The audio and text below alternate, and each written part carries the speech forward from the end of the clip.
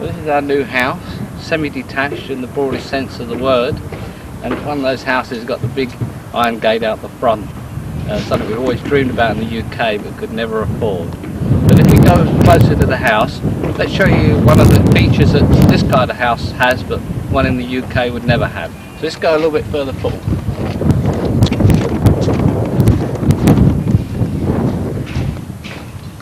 As you can see, it's all dirt track down here at the moment, and although there's a firm commitment to tarmacking the roads, it hasn't actually been done yet.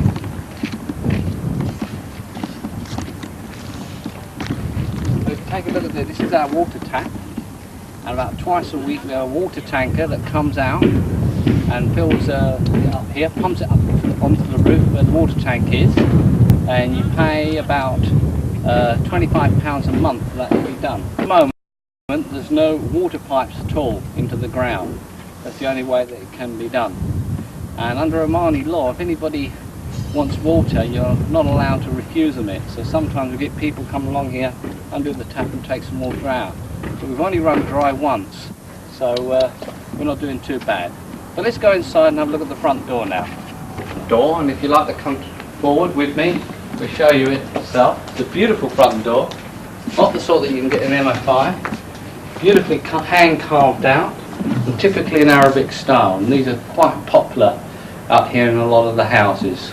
But each one is very individual because it's been hand carved and there's no sort of set designs. Each door is different. Let's go inside. Our house, and as you can see, it's quite a large one. We have a nice wall rug there, which we bought down in Rui. On the floor we have a Turkish rug. Can't really show it all because it's got a large room itself. But let's go into the lounge now, where Carol is. I'll show her a new sofa suite. They're very comfortable.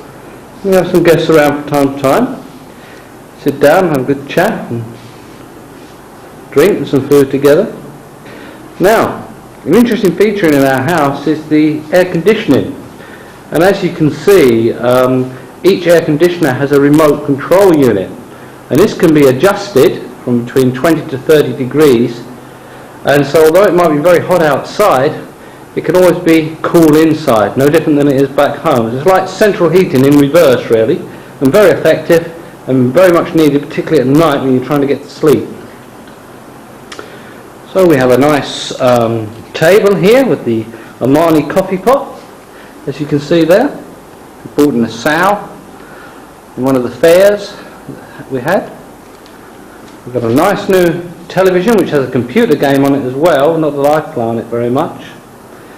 This is a kind of an Omani footstool out here. Then we have our new hi-fi unit, which is probably the best one that we've had so far. It's a Pioneer one, 200 watt system. From this room it leads on naturally to the dining room, which again we've bought all sorts of new furniture and decoration, like these Chinese wall plaques that we have here going to the room. Now as you can see, these large windows that we have are covered by curtains at the moment, because if we were to have the curtains right open at the moment, the air conditioning wouldn't be able to work properly because the heat will come through just like in a greenhouse. So let's go through now and see some of the other rooms in the house. Now we're going to have a look in a room that you don't have in the UK, that you have in most Omani houses, and that is a washroom. We use it as a cleaning room, but Omanis, before they eat, they have to wash their hands because they eat with their hands. So we have 3 wash basins for guests. They wash up beforehand and then come and eat the food, usually sitting on the floor. Then we have our first bathroom, one of 4 in the house, and this is the downstairs bathroom. You can see, well kitted out. Nice shower unit as well. And toilet.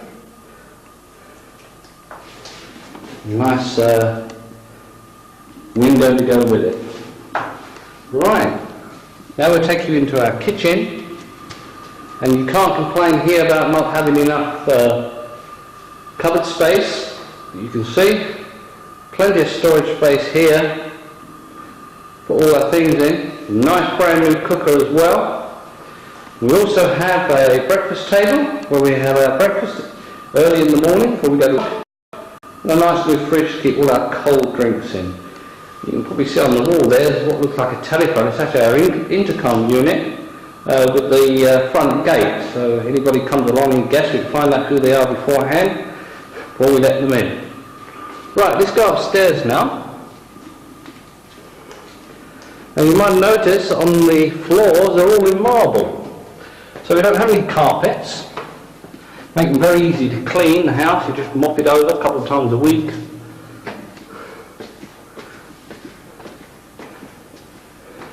Now this room we call the sun lounge, but actually in an Omani house it would be where the family would spend a lot of their time. The children would watch television here.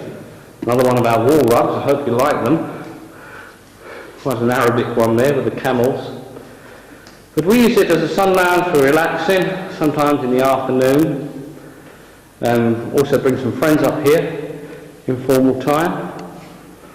And then we come to the favourite part of the house for me, and that is the balcony. This is our balcony where we can sit outside and have a glass of wine or some cold drinks in the evening after a hard day's work. Sit out and look at the mountains, the stars, the moon, and in the distance, the sea. What more can you ask for?